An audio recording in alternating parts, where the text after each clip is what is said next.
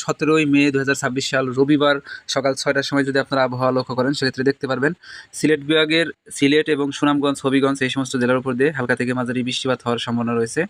পাশাপাশি এখানে ময়মনসিংহ বিভাগের নেত্রকোনা এবং শেরপুর জেলা, কুড়িগ্রাম জেলা, তারপরে রংপুর এবং দিনাজপুর জেলার উপর দিয়ে হালকা থেকে মাঝারি বৃষ্টিপাত হওয়ার সম্ভাবনা রয়েছে 17 তারিখ রবিবারে। এবং রবিবার সকাল 9টার দিকে যদি খেয়াল করেন সিলেট বিভাগের উপর দিয়ে ব্যাপক আকারে বৃষ্টিপাত হওয়ার সম্ভাবনা রয়েছে, মানে সিলেট জেলার উপর দিয়ে। তো তারপরে সারা বাংলাদেশের যে আবহাওয়া প্রধানত শুষ্ক এবং পরিষ্কার থাকবে, তেমন একটা বৃষ্টিপাত কোথাও দেখা যাচ্ছে না। বিকেল 5টার দিকে যদি আপনারা খেয়াল করেন সেক্ষেত্রে দিনের বেলা সারা বাংলাদেশের আবহাওয়া প্রধানত পরিষ্কার শুষ্ক থাকবে, তেমন বৃষ্টিপাত নেই রবিবারে।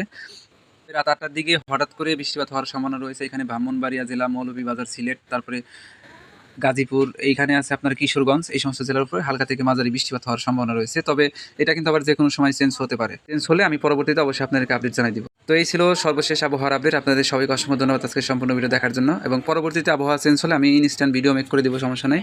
আর অবশ্যই আমাদের ইউটিউব চ্যানেলটাকে সাবস্ক্রাইব করে রাখবেন আর বেল আইকনটা অন করে রাখবেন, যাতে নিয়মিত আবহাওয়ার আপডেট সবার আগে পেতে পারেন আপনি, সবার আগে যাতে আপনার কাছে পৌঁছে যায়।